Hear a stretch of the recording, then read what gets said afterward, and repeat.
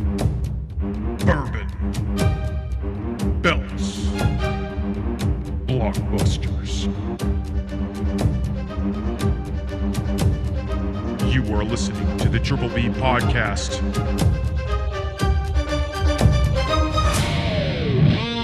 Let's fucking go. Hello, everybody! We are back. We got SummerSlam. Night one, but we're going to do predictions for both nights. So we're going to jump into our predictions, then we'll come back post-show tomorrow after night two and go over results and give you guys our 3 bells rating.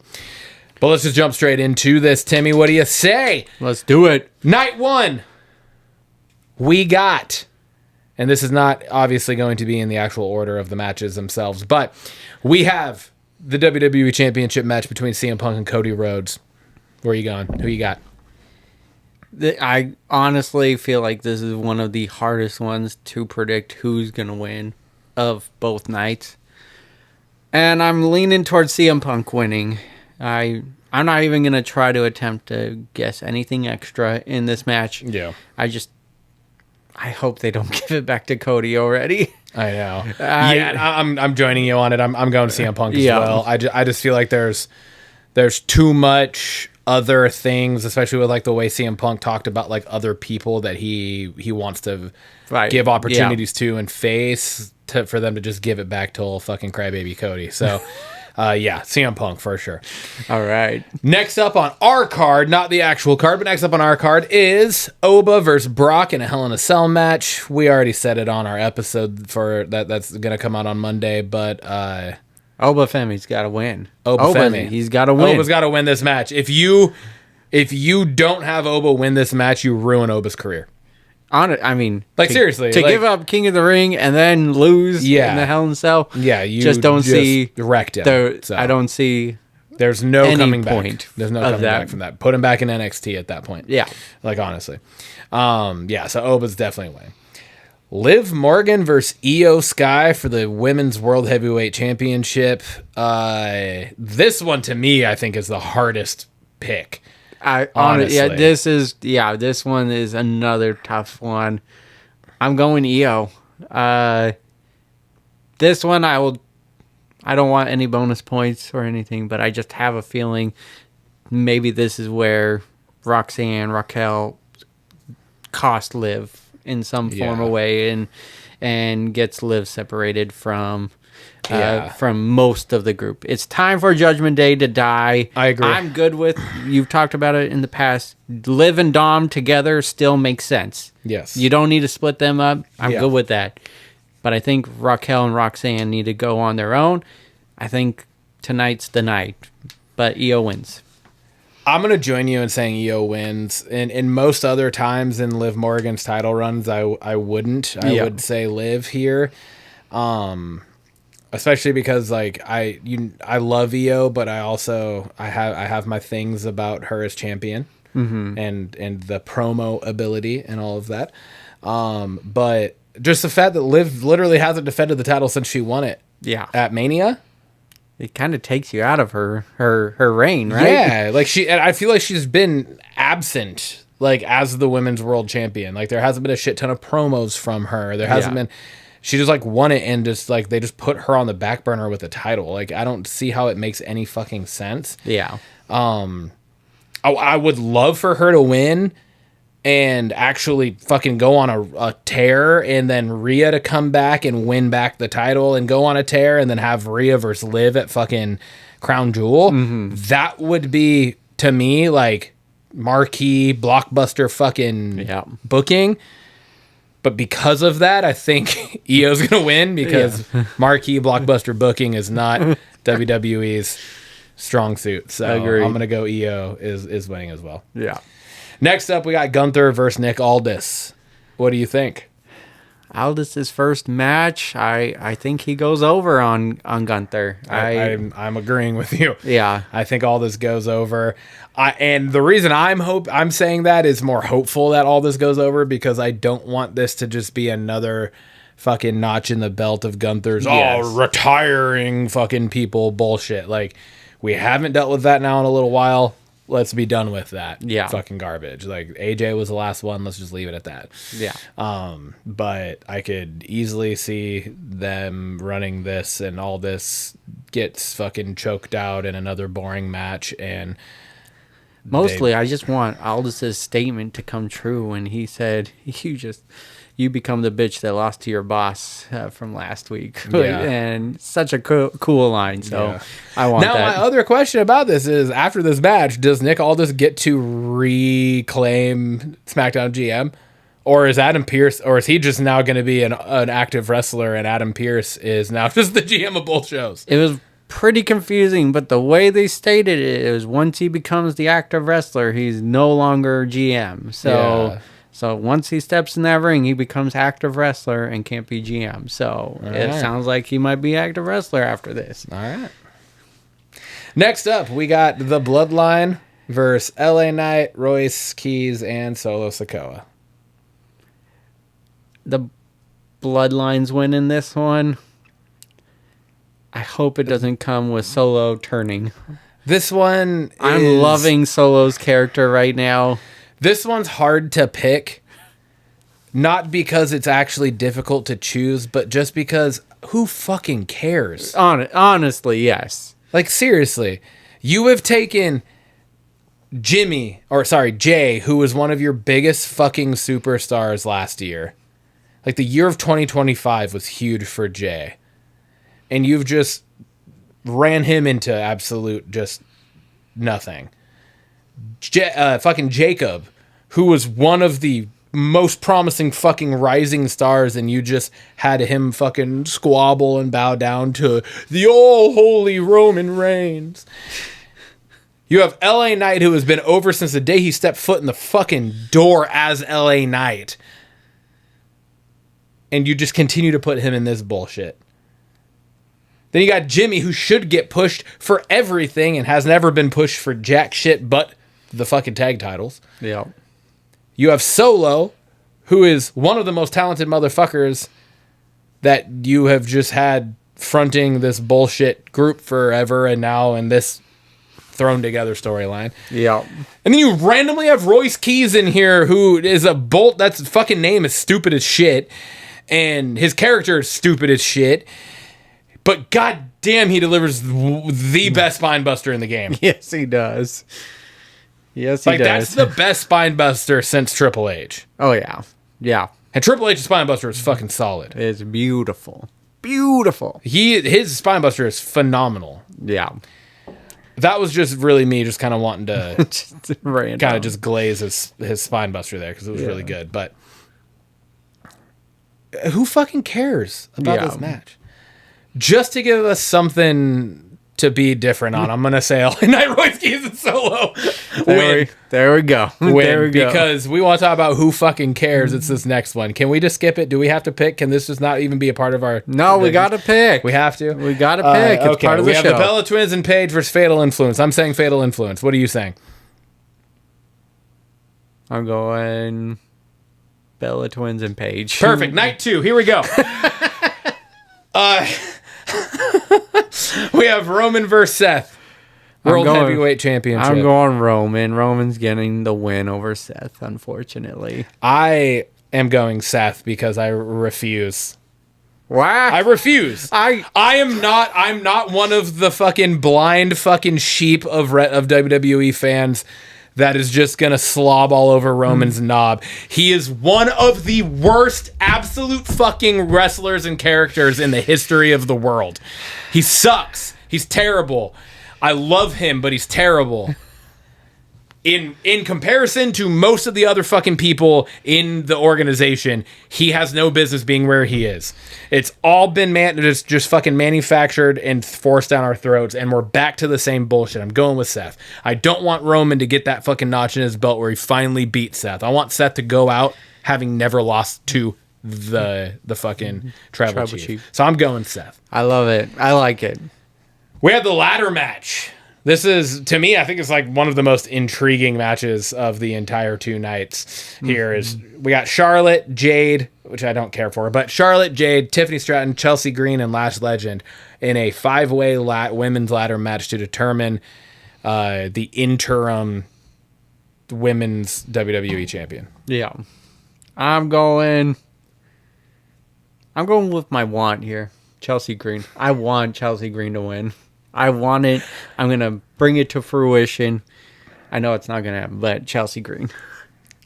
I, too, am going Chelsea Green. Make it happen, please! You knew my answer to this from the second she won that match. I was like, Chelsea Green, that's who I'm predicting to win because she deserves it. Yep. Now, I know that's not going to be what it is because Chelsea Green has always just been like a rag doll. Yeah. And that's not anything probably to build towards is Rhea coming back from injury and being Rhea versus Chelsea because that's probably not a very believable matchup. So I know it's not going to happen. I know we're already wrong, but that's what I want to happen. So I'm going Chelsea Green. You know I go by my heart. Yes.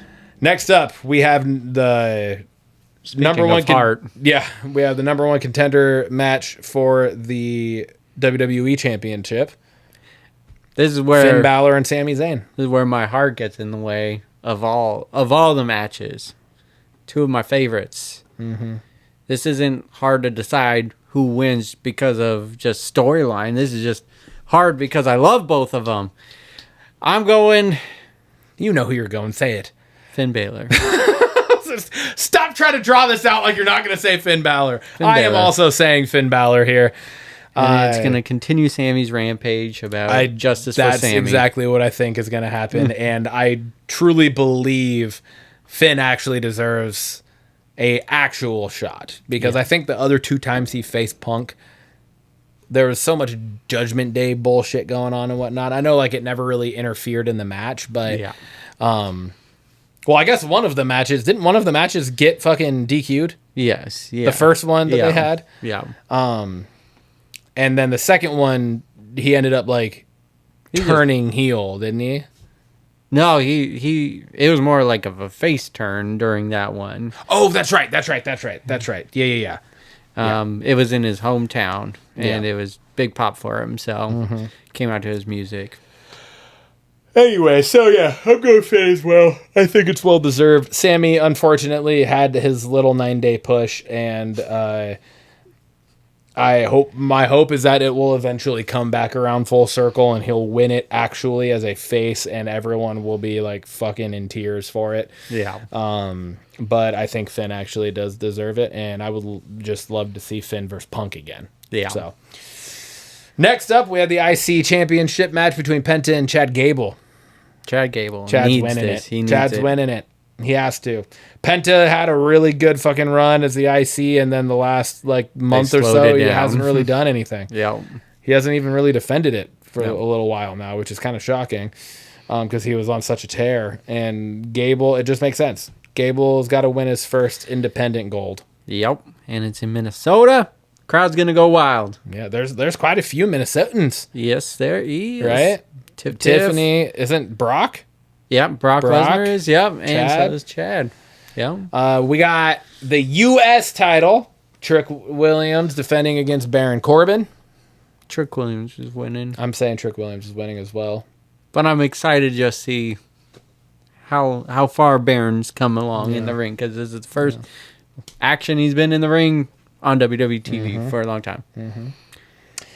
And finally, in a Human Money's on a Pole match, we have Danhausen. Very nice, very evil, against the dirtiest of Doms, Dominic Mysterio. We got Danhausen winning, and I feel like whatever he was trying to create in the Frankenstein thing maybe helps him. Like this is the payoff. Yeah, or maybe we get Miz and Kit Wilson back because they've been disappeared. Yeah, for the past few weeks. So. But maybe the Frankenstein, whatever he was working on, comes out to help. But Danhausen wins. All right. Well, that wraps up predictions. We're gonna go watch night 1 now, and we'll watch night 2 tomorrow, and we will follow up with our post show. Hell yeah! See you then.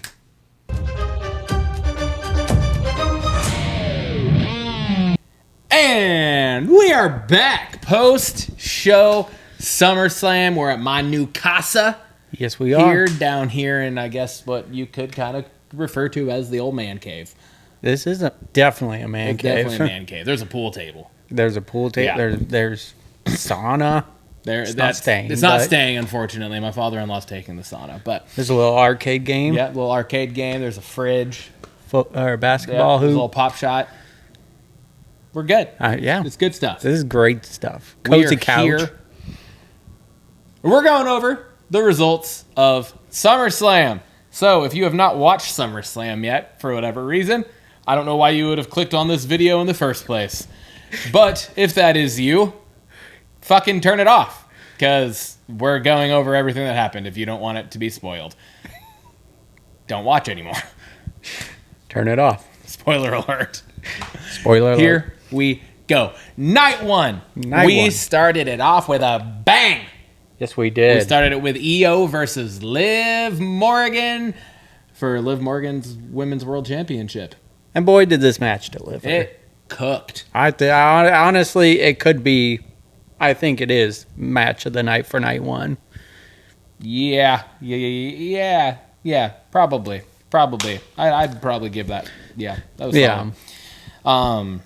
And lo and behold, Liv Morgan comes out on top. It wasn't shocking per se. Did I think EO was going to win? Yes, but Liv basically handled it on her own. There was slight interference. Yep, slight interference, but didn't really turn the tide. No, and they dipped. They were on the ground forever. They took the moonsault from the outside, and they just kind of laid there.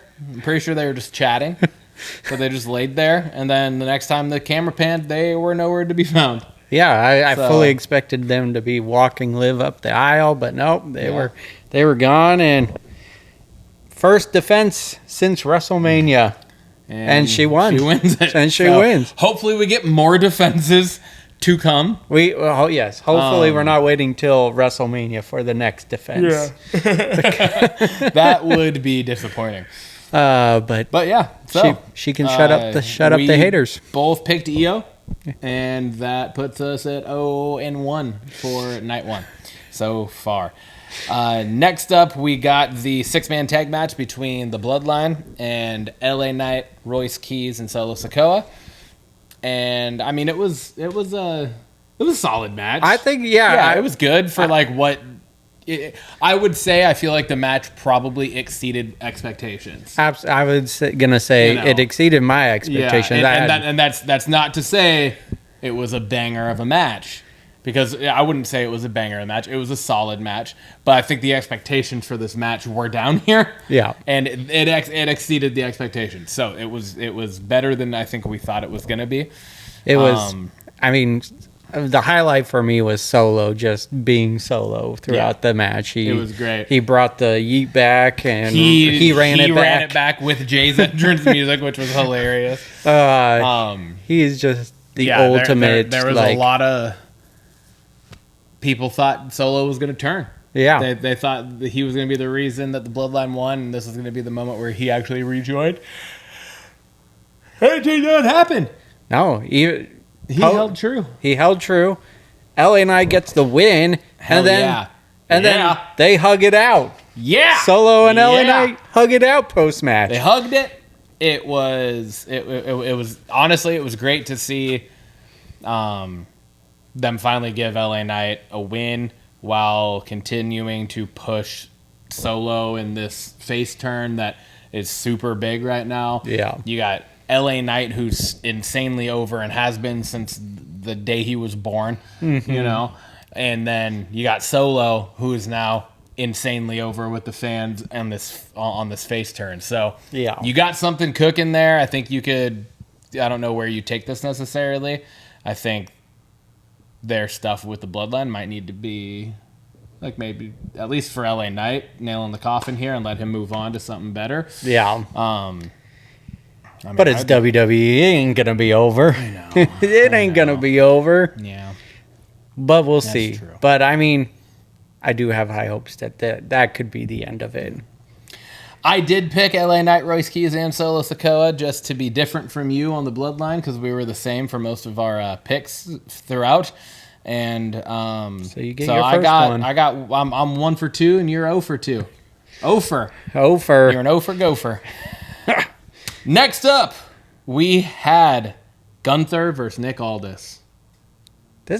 Nick Aldis shined, dude. Yeah, man. He wrestled. He did good. Admittedly, I have never seen him wrestle before, so Same. I didn't have any expectations, but he also hasn't wrestled in 3 years or 2 years or something. So it's been a long time. Yeah.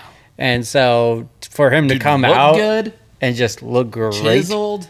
Dude, it's And I mean, you could tell made out of granite. I know, yeah, seriously. And I think you could tell, like, there were moments where you could tell he might have been a little gassed, but I also feel like for not wrestling in 3 years, like, he fucking held his own fully, conditioning wise too. Like, you could definitely tell there was moments where he was like breathing heavy, but also part of it was like, is he kind of playing into this a little bit? I read into an interview that he did last night and said he went on a 3-week extreme like cardio thing, but it doesn't make up for what happens in the ring, and so he was feeling gassed. Yeah, okay. I mean, that makes sense, but I feel like he handled it really well. Oh, so, absolutely. All in all, solid match. Gunther gets the win. Gunther did. So we both picked all this. I'm 1 for 3. Oh my god, I keep yawning. You're 0 for 3. I'm 0 for 3. He did get a cool post-match celebration with his wife and kid and everything. And post-show gets told he can be the GM again. He's reinstated as GM. Yeah. So that comes into play later on, and we'll talk on that. Yes, it do. Next up, we got the Bella Twins and Paige versus Fatal Influence in another six person tag match. Yeah. I mean, overall, like, I think Fatal Influence has been great since coming up. They're great. But I think you can only do so much with what's in the ring with you. Yeah. And with the Bellas and Paige, there's just not that much in the ring. Yeah. Especially when one of the Bellas again gets hurt. They're cursed, man. 4 minutes into the match. So Brie gets a shoulder injury, and that was confirmed post-show as well. You called it too. You're like, oh, I think she's actually hurt, and it was the way, like, right after the little flip into the steps. I was gonna say stairs, but I said steps.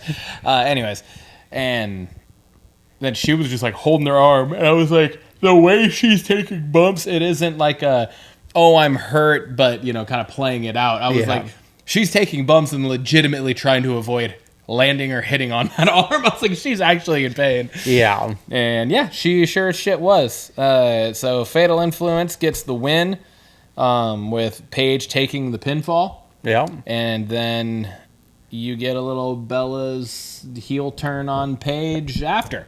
Yep. Nikki. Primarily Brie. Nikki. Brie's the one that got hurt. Yeah, Brie got hurt. Nikki.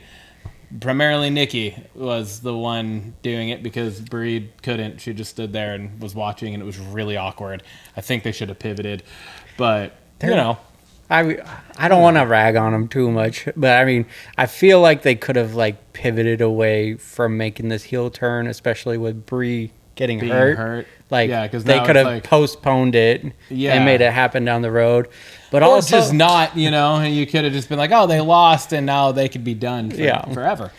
It's just their gimmick down the road. Their gimmick is, we paved the road so you could be here, but they're not the best of wrestlers. The women today are wrestling circles around them. Yeah. So their gimmick doesn't work. They didn't pave anything. They got the reality. They got people watching from a reality base. Sure. Yeah. Anyways, I also lost that one too, so I'm 0 for 4. You picked the Bellas and Paige. I picked Fatal Influence. And yeah, I'm 2 for 4. You're 0 for 4. It was a good night for Timmy. Next up, we had the penultimate matchup, and it was the WWE Championship match between CM Punk and Cody Rhodes. And I mean, dude, they balled out. It was a great match. 30-minute match, It man. was long, but like not like boringly long or like naggingly long. It was a good long match, and they were just going for it. And I will say, we got to get past just reusing the exact same spots and matches over and over again, though.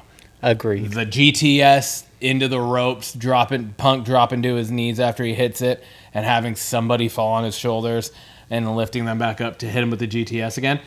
Granted, in this situation, Cody reversed the second one, but nonetheless, we got to just stop reusing the exact same moves multiple times within a year. Yeah. Right? I mean, he did it with Seth. He did it with McIntyre. He did it with Roman. Now Cody. He's probably done it another time in between that we're spacing on. He did it with John Moxley in AEW. Yeah, he did it with MJF, I'm pretty sure, in AEW. Oh, yeah, too. yep.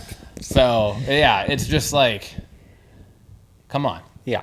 So, Use the timing on it. You end up coming through part of the match. Cody he went for a Cody cutter off the top rope, and the ref was checking on Punk, and Punk kind of ducked out of the way, and the ref didn't eat the Cody cutter itself, but he kind of ate like a spinning wheel kick almost. Oh, like the disaster kick. Yeah, kind of, yeah. And ref's down. Lo and behold, Randy Orton makes a return. the Viper himself comes sprinting through the crowd, rolls into the ring, and RKO's Cody out of nowhere. We got our Viper back. Yeah. We got Cody down. Punk comes in and GTS. 1, 2, 3. Punk remains the WWE champion. And for once, there is a feud lined up for Cody without a title. Not a title. Hopefully, I don't know. Things can change, obviously. Orton Punk kicked him in the head 4 months ago, and we haven't seen him until last night. So that's true. He could be out another 4 months from this. No, he gave the RKO and slipped another disc. Who knows? Oh, God. So, I doubt it the way he was running back out, but, adrenaline. Who knows? Who knows? We both picked Punk to retain, so you're 1. I got a point. 1 for 5. I got a point. And that puts me at 3 for 5 on the night. And that leads us into the main event, which was a Hell in a Cell match between Obafemi and Brock Lesnar. And, I think it delivered on a match scale. Yes. But I think it under-delivered on the gimmick match. Yes. Right? It was nowhere near as brutal as it should have been, especially with these two and the build that they've had, being number 3, being that Brock's never lost in a Hell in a Cell, and he's been in some brutal Hell in a Cell matches. I just felt like that should have been more. I felt like it should have spilled out of the cell, maybe even gone to the top. We haven't seen that happen in forever. Yeah, exactly. So like that, and to have 2 big dudes do it would have been really cool. That would have been a spectacle, man. Yeah, and so I think there was a lot of missed opportunity here. I think a cool moment in the match though was definitely Brock Lesnar was just chucking Oba with those German suplexes like he was a rag doll, like it was nothing. But then Oba turns back around and just hooks Brock across the ring with his little kind of throwing power bomb. Yeah, I love that move he does because it just showcases how just powerful he is, and he's doing it to dudes. Yeah, he ain't doing it to Tozawa on a regular basis. Yeah. He's doing it to the War Raiders. He's doing it to fucking Brock Lesnar, right? Like Rusev. Yeah, Rusev. He's doing it to big dudes and hucking them across the ring. Could you imagine what it would look like to do it? We kind of got a glimpse of that when he does it to JD. Yeah. Where basically he could toss him into the audience from mid-ring. Literally, yeah. And so there was that. That was cool. We got Brock ripping the ring apart. That was really cool. It was really cool. I wish the finish would have happened the way I think it should have. Yeah, I'm pretty sure. And so he rips the ring apart. He exposes the wood planks under. He hits Oba with a tombstone, pulling out some Taker, vibes there. It was a really cool moment. Hits the tombstone on the wood planks. Oba still kicks out. And I think that was the moment Brock knew. He's like, oh, fuck. Yeah. And then he ends up going up, gets caught up for the fall from grace, and I think it was supposed to happen on the planks too, but Oba turned kind of last second and just did it on the actual ring part. Because you could Got see the 1, Brock 2, 3. looking. Yeah, like he literally hits and kind of like he like looked. And he was like, "How close were we?" And he's like, like I said last night, I was like, I think he was looked and he was like, "Thank fucking God, Oba. Thank you for turning. I didn't want to take that." And I also said, I was like, I think it was Oba's the one that made the decision in the middle of it because he decided to turn because he was like, I don't want to go straight to my butthole on these wood planks. I can't imagine that would feel good. Just break his fucking tailbone. Oh no. So, anyways, I think it was, like I said, match between these two. I think it definitely lived up. Yeah. For a Hell in a Cell match, it under-delivered. I think if it was a street fight, it would have delivered. Yeah. Like that would have been just fine, but Yeah. like we talked about in the predictions, we wanted to see, because they haven't used it frequently anymore, we wanted to see that Drew Punk kind of match where it was just like leaving it all in the ring. But I mean, these are two big guys and they probably can't just deliver exactly like that. So No, for sure. But Oba wins. You got Oba with the dub. And we got a cool post match. Brock speaking and saying he's the past, Oba's the future. I thought that was just really well done, really cool. You could tell Brock was emotional when he did it. I don't think this was retirement. It didn't feel like it, and that's up for Brock anyways to decide, and he'll do what he wants to do. And I thought nobody's allowed to retire unless they wrestle Gunther anymore. So, oh shit! Please no, please no. German suplex, sleeper hold. German suplex, sleeper hold. So that leaves me for a two for the night. Two for six. I went 4 for 6 on night 1. Oh. And that brings us into tonight, night 2. What a night. They did it right, I think. I think they did it right. Because there wasn't a whole lot from night 1 that lived up to most of anything from night 2. Yeah, night 2 was a spectacle. Yeah, that night felt like 2 SummerSlam. Was, even with human money's on a pole match. True. That was still good. And so like it's still from top to bottom, I think, beat out night 1. But let's get into it. So we started off with the number 1 contendership match for the men's WWE Championship between Finn Balor and Sami Zayn. Skirt! Skirt, skirt! Out comes Nick Aldis. First thing he does as GM, what does he do? He makes it a triple threat match. He did? He brings out Gunther, of all people. Scratching our heads when we see that. We're like, what the hell? That doesn't make any sense. Gunther gets down to the ring. The music comes out. He gets down to the ring. And you're like, fuck, all right. Well, it's the same shit again. Here we go. And then Nick Aldis says, wait. I have one more announcement. He says, I didn't say I was only adding one more competitor. We're going to make this a fatal 4-way. And here's the 4th competitor. And here comes fucking Kevin Owens. Yes. Let's go. Let's fucking go. Fucking back. He's back. And it was fucking good match, too. It was so good. KO's back from fucking fused neck surgery. Had a fusion or whatever the fuck it was. Been like a year and a half since we've seen him. Yeah, surgically repaired, over a year and a half. Surgically repaired neck. And he just comes out and he's doing fucking swanton bombs to the outside of the ring, to the inside of the ring, to the side of the ring, to the under the ring, to into the crowd. He's doing swanton bombs everywhere. I don't even fucking know. It was like, what the hell is going on? And then, there's multiple moments in this match where it actually looked like anybody could win it. And you said it best. You said the only way this match ends poorly is if Gunther wins. Yeah. Gunther's the only one here that can't win this match. And I think most people would probably agree with that. And, Kevin Owens wins it, dude. Kevin Owens wins it off of a stunner to Sami. Poor Sammy. Oh man, yes. This is gonna push Sammy over the fucking edge. But this is But so this is good for great. SmackDown. Oh This yeah, is it's fucking fantastic. this for is SmackDown. a boost they need Absolutely. with Kevin Owens coming back, and then to have that finish to the match to just screw Sammy over know. again. Oh, I love man. their hug at the beginning of it though. Like it was. Their relationship goes way back. Yeah. They hug. You could tell it was emotional, and then right into And a they brawl. immediately just start fucking It was- brawling. It was great.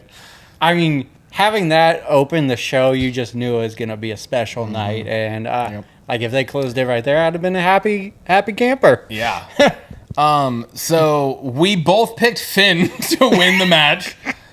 And obviously, we did not know that it was going to be a fatal 4-way. Nope. So I think we kind of said during that we're just taking a point because we picked against Sammy. Yeah. And Sammy is the one that took the L. So we were like, you know what? We're both the same, so it doesn't change anything. We're both taking the point for Sammy losing. Yep. So we're technically 1-0 for night 2. Yep. And you still got a 2-point advantage. Yeah. Next up, we had the men's U.S. Championship match, Trick Williams versus Baron Corbin. And me and Tim both picked Trick to win it. And he did not. Baron Corbin fucking won. That was another shock to Yeah. me. Like I was didn't think surprised. there was any way Baron was winning it. It was like this was similar to Trick's match at the last PLE where it was just like it was against Ricky Saints where we're like we were just like it was a good match, it just doesn't stick out, you know. Yeah, like there was nothing huge.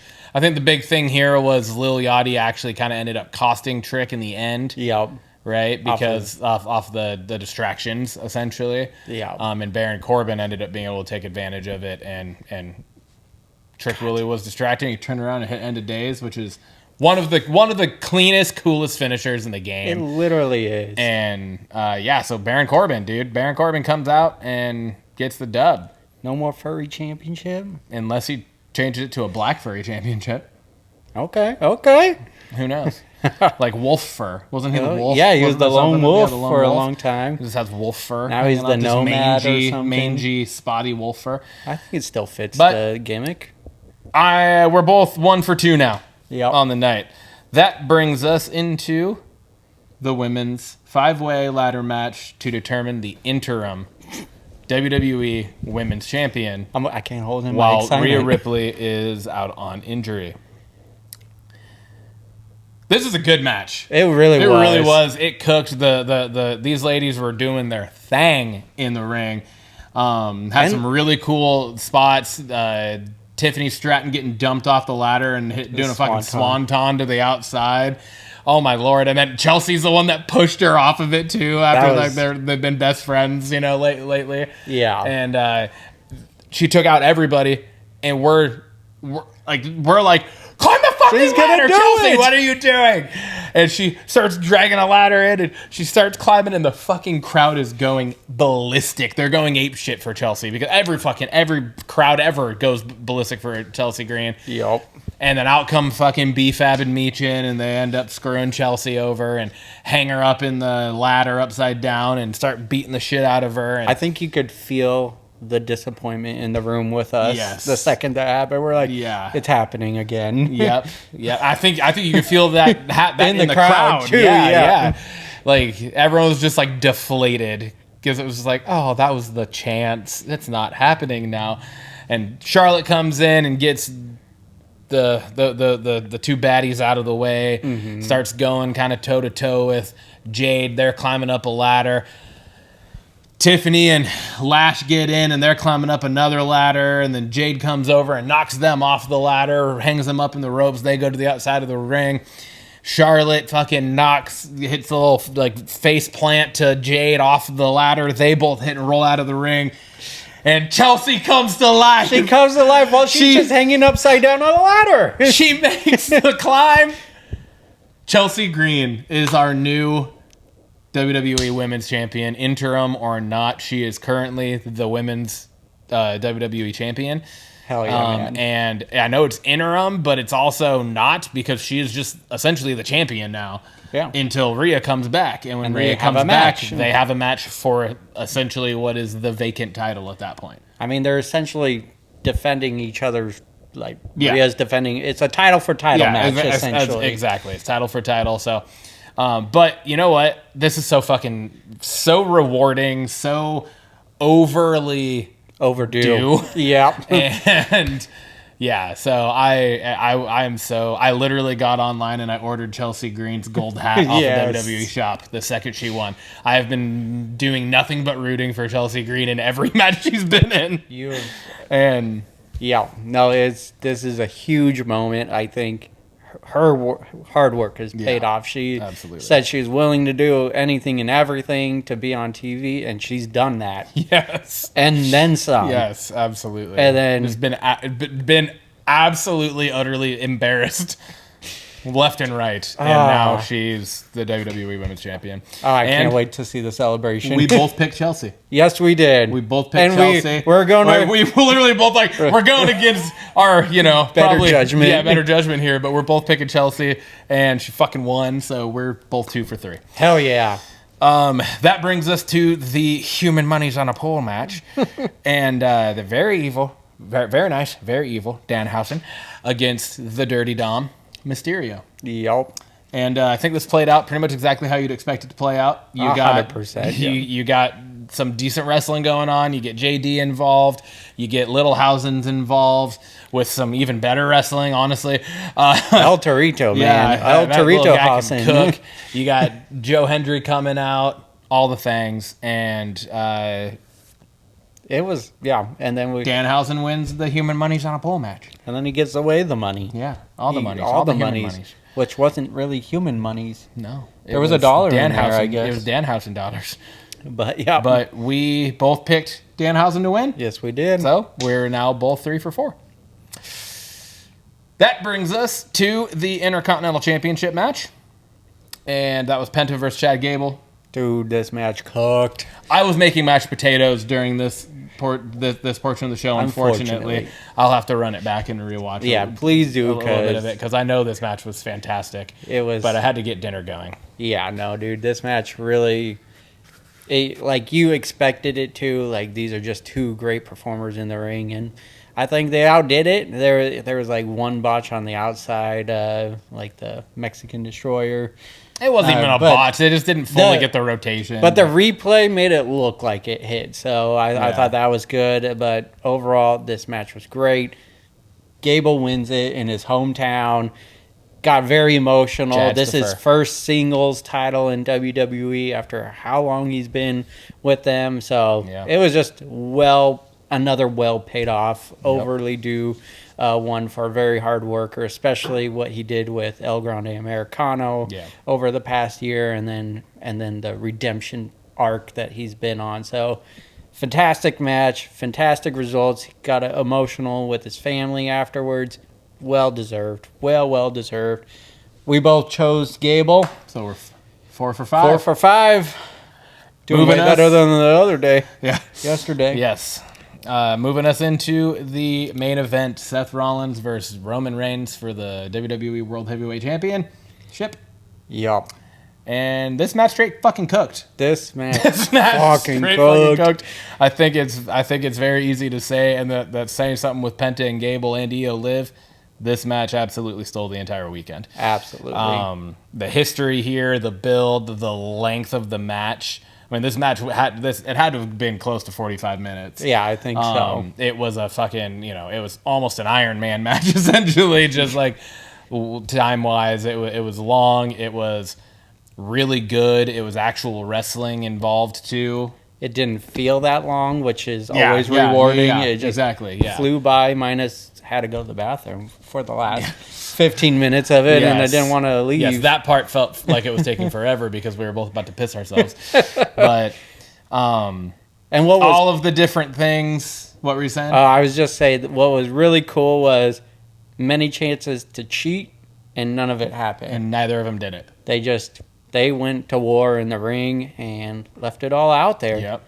And another really cool thing was the amount of kind of homage paid to Dean Moxley. Ambrose. Yeah, Dean Moxley. Ambrose. Oh, Right, yeah, true. It was, Seth did the like kind of fall out of the ropes, come back in, hit the clothesline, went for Dirty Deeds. Roman reversed it and actually hit Dirty Deeds. Like, it was pretty solid. We got Michael Cole talking about Dean Ambrose, name dropping Dean Ambrose too. So it was pretty solid considering just like the history here and just what these two have meant to the industry over the last 15 years, and knowing that this is more than likely the last time that they're going to face each other. Yeah. And goddamn, was it a good fucking way to end it. It really was. You get Roman winning. Roman wins. Roman retains. He finally got over that hump that he's had his entire career of Seth Rollins. So, and then they do the shield fist in the middle of the ring acknowledged each other. That was really cool. Yeah, it gives a great way for them to move past this, kind of bittersweet at the same time. Just going, damn, we watched these guys come in, take over WWE, go on to great singles runs, obviously, and now most likely their final chapter together. Yeah. So that's just it was a great story. This, to me, is match of the year so far in WWE. So, all right, well, that puts us. You picked Roman, I picked Seth, so that ends you at 5 for 6 for the night, and I went 4 for 6 for the night. But you still had that 2-point advantage from night one, so you got a 1-point win. Yeah, so that put me at 8 of 12, and you went 7 of 12. Yep. I had a big bounce back. You did. You had a really big bounce back. Starting a show 0 for 4 got me worried. I know. But yeah, so I ended up taking the dub on SummerSlam across both nights. We're going to jump into our 3 bells. Yeah, Tim? our final thoughts and everything. Yeah, I'm going to give this, and I'm going 3 bells. Night 1 wasn't as great, but I think what night 2 did for me, I'm going to pull a 3 bells. Maybe not all the results on night 1 were what I wanted, but the matches delivered in great ways. And then we got night 2, and it was just shocker, great stuff. And so I really, really enjoyed it. That the Roman Seth match just was chef's kiss. Yeah. And Chelsea won the damn title. Goddamn right. And KO returned. Yeah. Those are just incredible moments. So 3 bells from me, man. And Gable. Won his first, yeah. I'm gonna join you. I'm gonna go 3 bells on it as well. I think if night 1 stood by itself and it was Clash at the Castle or whatever, Clash in Italy, whatever it was this year, and it was just that card and it was the exact same what happened and everything, I think, I don't know, I feel like we probably would have given it like a 2. Yeah, that's fair. Maybe even a 2.5, because like the night was fine. I don't think either of us anytime throughout the entire night last night were like, fucking here we go again. Yeah. Like I felt pretty confident about it being pretty good. And with just the way night 2 went, all of those results, like you just said, everything. Night 2 was a 3.5 star. Yeah. Or 3.5 bell show. Yeah. So you get that mixed with a 2 to 2.5. To me, that's a 3 bell show. Yeah, so, man. This is easily the best PLE we've had in a long time. For the year. This year so far. Absolutely. But for a long time, absolutely. So, hell yeah, man. All right. Cheers. Ding. Dink. Let's fucking